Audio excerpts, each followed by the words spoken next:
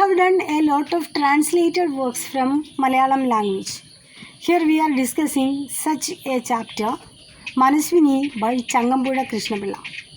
ചങ്ങമ്പുഴ കൃഷ്ണപിള്ളയുടെ മനസ്വിനി എന്ന കവിതയാണ് നമ്മൾ ഇന്ന് ചർച്ച ചെയ്യുന്നത്. And Changampuzha Krishnapillai is the famous romantic poet in Malayalam literature. മലയാള സാഹിത്യത്തിലെ റൊമാൻറ്റിക് കവി എന്നറിയപ്പെടുന്ന വ്യക്തിയാണ് Changampuzha. And he is mainly noted for his pastoral elegy Ramanan.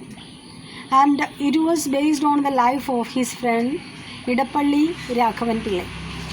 തൻ്റെ സുഹൃത്തായ ഇടപ്പള്ളി രാഘവൻ പിള്ളയുടെ ജീവിതവുമായി ബന്ധപ്പെടുത്തി അദ്ദേഹം എഴുതിയ രമണൻ എന്ന കാവ്യമാണ് അദ്ദേഹത്തെ കൂടുതൽ പ്രശസ്തനാക്കിയത്. And Changampuzha died at the age of 36 of tuberculosis.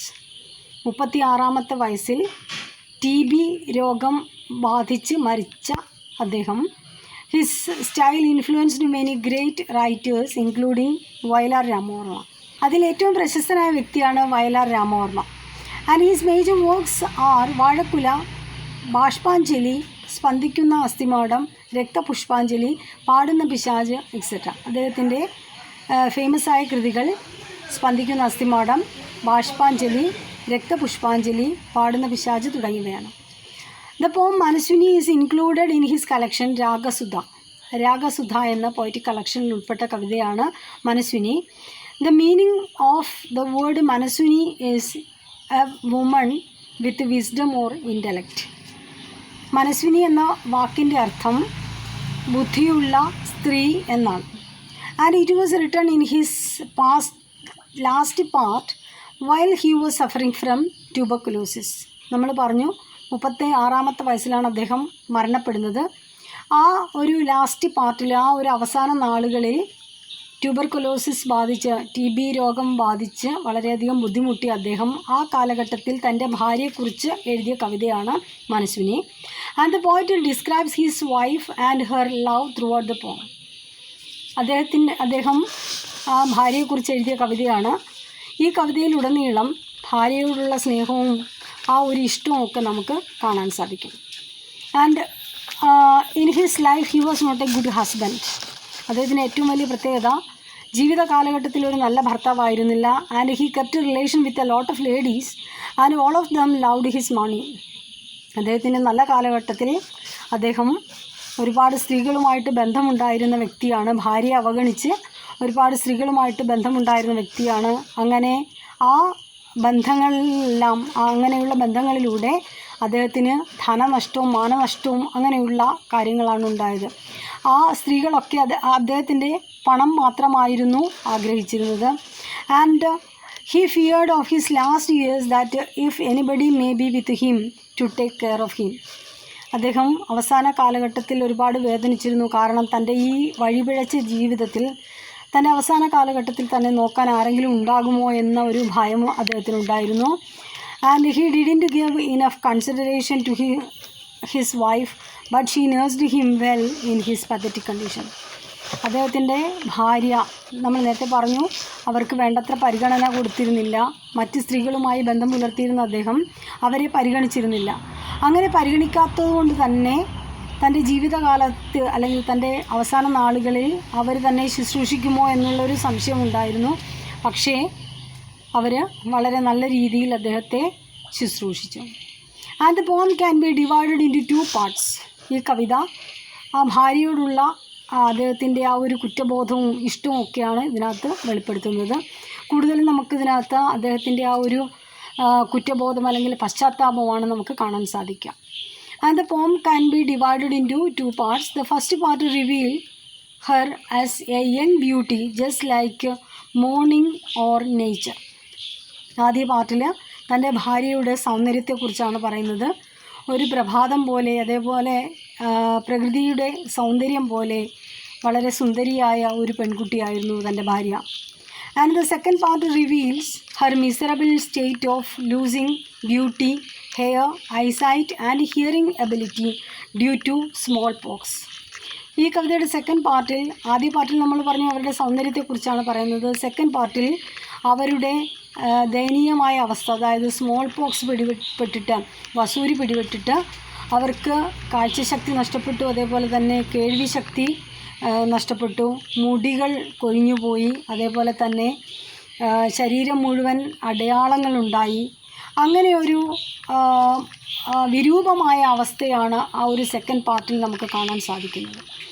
And in the beginning, he compares her beauty to a bunch of yellow flower in or golden beam of delight.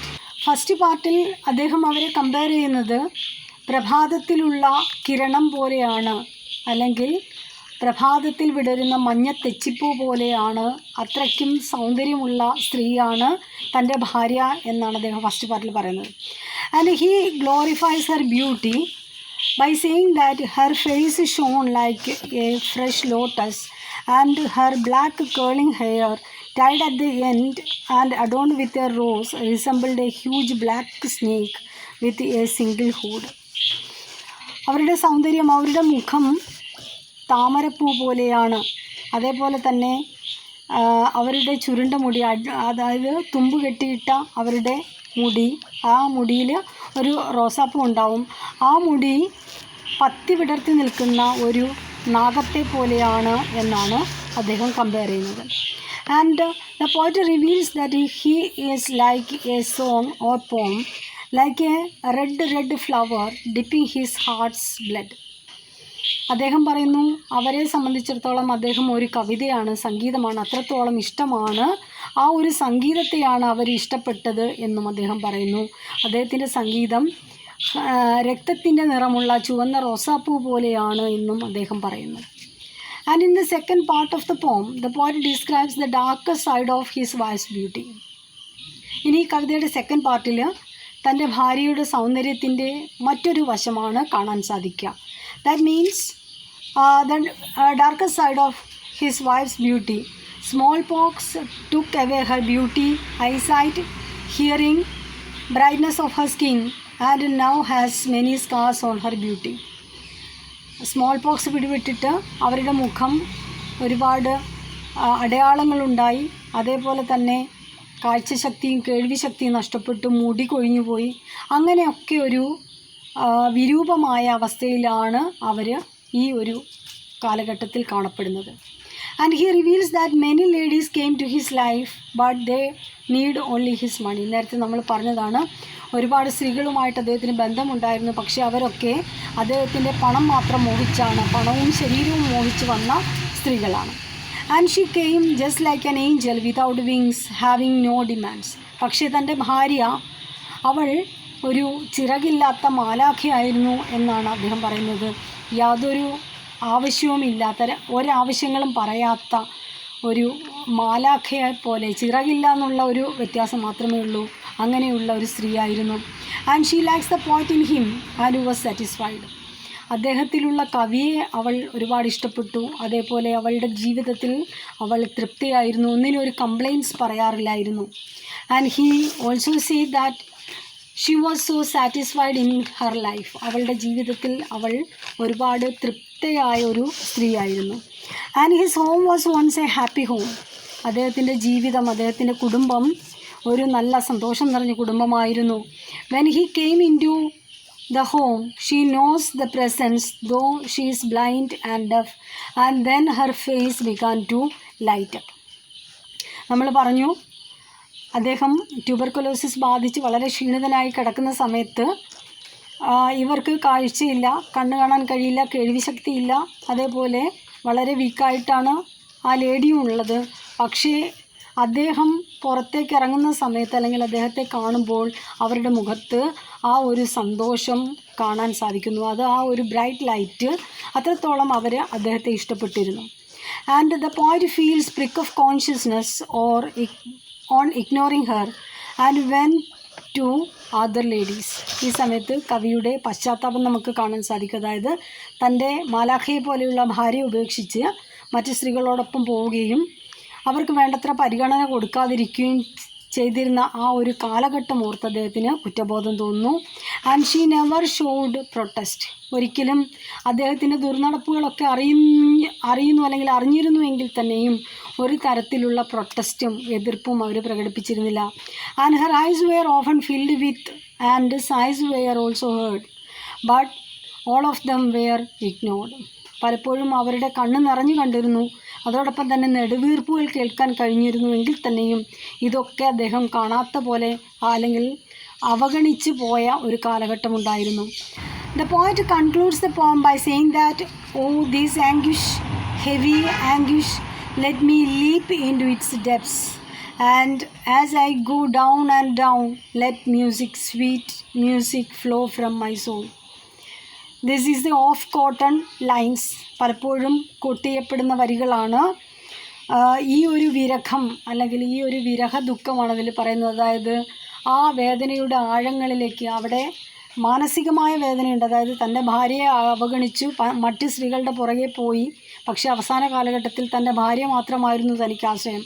ആ ഒരു വേദനയുണ്ട്. അതോടൊപ്പം തന്നെ തൻ്റെ രോഗത്തിൻ്റെ വേദന, ക്ഷയരോഗം, ആ ഒരു രോഗത്തിൻ്റെ തളർച്ച, ഈ വേദനയിൽ താൻ മുഴുകട്ടെ എന്ന് പറയുന്നു. അങ്ങനെ മുഴുകുന്ന സമയത്ത് ശുദ്ധ സംഗീതം തന്നെ തലോടട്ടെ, തൻ്റെ ആത്മാവിൽ നിറയട്ടെ എന്ന് പറഞ്ഞാണ് ഈ കവിത അവസാനിക്കുന്നത്. നമ്മൾ പറഞ്ഞു Manasvini is the famous work of Changampuzha Krishnapillai. Changampuzha കൃഷ്ണപിള്ളയുടെ വളരെ ശ്രദ്ധിക്കപ്പെട്ട ഒരു കവിതയാണ് മനസ്വിനി. മനസ്വിനി എന്ന വാക്കിൻ്റെ അർത്ഥം a lady with intellect or wisdom, ബുദ്ധിയുള്ള സ്ത്രീ എന്നാണ് ഈ ഒരു മനസ്വിനി എന്ന വാക്കിൻ്റെ അർത്ഥം. ഇതിൽ ചോദിക്കാവുന്ന points: what are the images used to compare his wife or wife's beauty? തൻ്റെ ഭാര്യയെ അല്ലെങ്കിൽ ഭാര്യയുടെ സൗന്ദര്യത്തെയൊക്കെ കമ്പയർ ചെയ്യാൻ അദ്ദേഹം ഉപയോഗിച്ച സിംബൽസ് അല്ലെങ്കിൽ ഇമേജസ് ഏതൊക്കെയാണെന്ന് ചോദിക്കാം. മറ്റൊന്ന്, explain the പ്രിക്ക് of consciousness of the poet. കവിയുടെ കുറ്റബോധം അതിനെക്കുറിച്ച് വിവരിക്കുക എന്ന് ചോദിക്കാം.